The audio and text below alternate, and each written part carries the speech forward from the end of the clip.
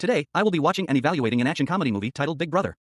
The story revolves around Henry, who has recently returned to Hong Kong after serving in the U.S. military for several years. Seeking to embark on a teaching career, he visits his former school, Tak Chi Secondary. The principal expresses concern about his lack of teaching experience. However, upon presenting a recommendation letter from a higher official, Henry secures the job. Before his departure, the principal warns him that he has been assigned to teach the most troublesome class in the school. On his first day at school, Henry enters the chaotic classroom. Some students are sleeping, singing, playing video games, or even cooking ramen on a portable stove. Ignoring the teacher's presence, they continue with their activities. Henry tries to capture their attention, but they pretend not to hear him. Frustrated, he abandons his attempts to divert their focus and instead comments on their ongoing actions. He advises the students cooking ramen to reduce their sodium intake. Henry then approaches a student named Zufa, who is playing the ukulele, and helps him. Similarly, he warns a gamer about the potential radiation from excessive screen time. Finally, when the students start to listen, Henry introduces himself and writes his name and phone number on the board. The students find amusement in his less-than-perfect handwriting. Despite someone's request for him to leave the class, Henry laughs it off. The students continue ignoring him and resume their previous activities. Fed up with the situation, Henry employs a rubber band and chalk to trigger the fire sprinklers in the room. The students quickly scatter to avoid getting wet. Finally, Henry grabs their full attention and officially welcomes them to his class.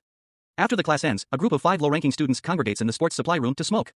Among them, Jack, the group's leader, has feelings for an A-grade student from another class. The others mock him as they catch him staring at her picture. This group has an ongoing rivalry with the rich and spoiled kids from the school's basketball team. When the basketball team practices nearby, the group watches them.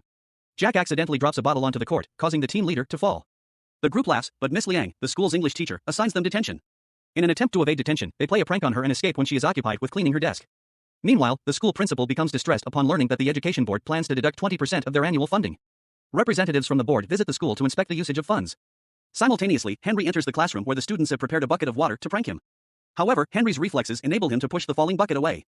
The students, who had anticipated making fun of him, are left shocked. Henry requests Jack's packet of cigarettes, knowing that he smokes.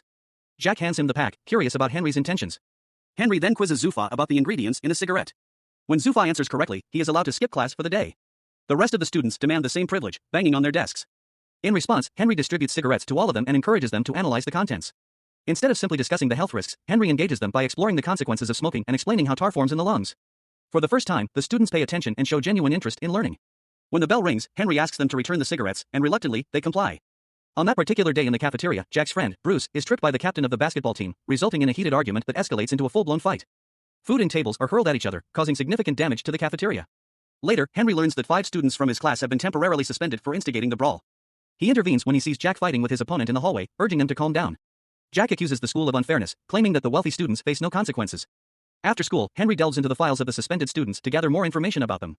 The first student is Zufa, a Pakistani immigrant who faces discrimination due to his race.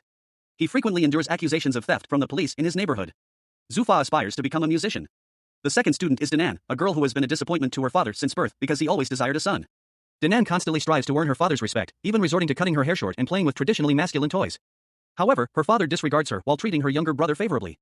Then there are Bruce and Chris, 2 brothers whose mother abandoned them when they were young, leaving their father to become an alcoholic. The brothers relied on each other while growing up, with Bruce immersing himself in video games to escape reality and Chris working diligently at a grocery store to support the family. Henry fails to find any information about Jack's family background. In a subsequent scene, Jack works as a waiter at a restaurant. One day, an MMA bettor named Jianying arrives at the restaurant with his business partners. Jack seizes an opportunity to steal Jianying's fancy lighter but is caught in the act. Jianying's men beat him up and check his ID. Upon discovering that Jack is a student, Jianying offers him some money and a job as a food delivery person. Meanwhile, Henry visits Zufa's home and discovers him running away from his father and associates after stealing a ticket. Initially, Henry helps Zufa, but upon learning the reason for his pursuers, he sides with Zufa's father. They later meet up at a bridge, where Henry motivates Zufa to pursue his dreams by singing with a band performing on the streets. Zufa eventually joins in, singing in public for the first time since experiencing bullying at school. In another part of the story, Bruce and Chris's father returns home late as usual and demands that they fetch him a beer from the store. When the brothers refuse, their father berates them and orders them to leave the house. The next day, Henry meets with their father and convinces him to seek rehab for the sake of his son's well-being. Meanwhile, Danan's father brings her a bag of makeup products and requests that she act like a girl for once. Danan becomes furious, feeling perpetually inadequate in her father's eyes. Instead, she applies the makeup to her younger brother and secretly takes her father's car key. Just as she is about to drive away, Henry intervenes, informing her that driving without a license is illegal. He suggests an alternative plan, and they head to a go-kart racetrack. Henry invites Danan's father, and they engage in a race where the father and daughter fiercely compete, revealing their hidden affection for one another. However, Danan's go-kart is struck by a vehicle, narrowly avoiding a collision. Unaware of this, her father believes she has perished and mourns her apparent death. Danan realizes her father's genuine love for her and embraces him. The next day at school, Bruce, Chris, and several other students are sent to a rehabilitation center to interview a recovering alcoholic, only to discover that the person they are meant to interview is their own father. The students inquire about his descent into alcoholism, and he confesses that his wife leaving him during his lowest point led him down that path. He shares remorse for neglecting his parental responsibilities without revealing that Bruce and Chris are his sons. The emotional encounter leaves the brothers in tears. In a different turn of events, Jack begins working for MMA bettor Jianying, who offers him a large sum of money to drug a fighter's drink in an upcoming match. Reluctantly, Jack accepts the offer. However, on the day of the fight, Jianying sponsors a fighter and places bets on his loss. Jack attempts to tamper with the fighter's drink but is caught in the act. Before he can blame Jianying, he is assaulted and locked inside a locker. Later, Henry arrives at the scene and inquires about his missing student. Jack's muffled cries for help alert Henry to his predicament. Realizing Jack is trapped, Henry takes on Jianying's men, overpowering them with ease. When the other fighters join the fray, Henry skillfully evades their attacks. Eventually, he knocks out Jianying's best fighter, who was scheduled to compete shortly. Subsequently, Henry receives medical treatment for his injuries at the hospital, while Jack's attempt to expose the truth about Jianying is silenced. The news of Henry's courageous act spreads, earning him recognition as the man who defeated a professional fighter to protect his student. This incident boosts his popularity among the students, who now respect him. They even rise to welcome him when he returns to the classroom, a stark contrast to their previous behavior. A flashback reveals that Henry was once a prankster during his own school days, having even thrown water balloons at a student playing the piano at a parent's event. He later engaged in a fight with the same student, resulting in a broken hand and a subsequent suspension that led him to fly to the United States.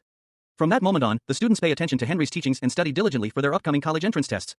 All the students excel, except for Bruce, who has developed a pill addiction. While Chris turned to video games to cope with their family issues, Bruce resorted to drugs, resulting in poor performance in the mock entrance test. Henry promises to assist him, but Bruce's depression worsens over time. Eventually, he jumps off the balcony of their house and enters a coma. The media distorts the news, blaming the school and Henry for Bruce's actions. The education board officials conduct an interview with Henry and decide to revoke his teaching license. As he packs his belongings and departs from the school, the students chase after him, pleading for him to stay. They are heartbroken by his departure but realize the importance of performing exceptionally well in the upcoming test to make him proud. On the day of the test, Jack and his classmates receive a text message from Henry requesting their presence at the school an hour before the exam. Upon gathering, they discover that Jianying has orchestrated a scheme to confine them within the school, preventing them from reaching the examination hall on time. Jianying intends to teach Henry a lesson. However, Henry arrives at the school and learns of Jianying's plan. He releases the students and engages in a fight with Jianying and his accomplices to protect the children. As the students flee to the examination hall, Henry confronts Jianying one-on-one. During their confrontation, Jianying reveals that he was the student whom Henry had targeted with water balloons, causing him to be unable to compete in a significant music competition. Jianying holds Henry responsible for shattering his musical dreams. Despite attempts at reconciliation, Henry is attacked once again. In a desperate struggle for a knife, Henry is given the chance to kill Jianying but chooses forgiveness instead. He apologizes for his past actions and walks away. The students manage to reach the examination hall on time and successfully complete their tests. A few weeks later, all the students pass the exam with flying colors. Jianying begins practicing the piano again but acknowledges the need for improvement before reaching his previous skill level. Bruce recovers swiftly and promises to participate in the next year's entrance test. The principal expresses delight as the education board awards the school a 20% bonus fund due to the outstanding performance of its students in the entrance test. Henry returns to teaching and performs the fire sprinkle trick on a new group of students.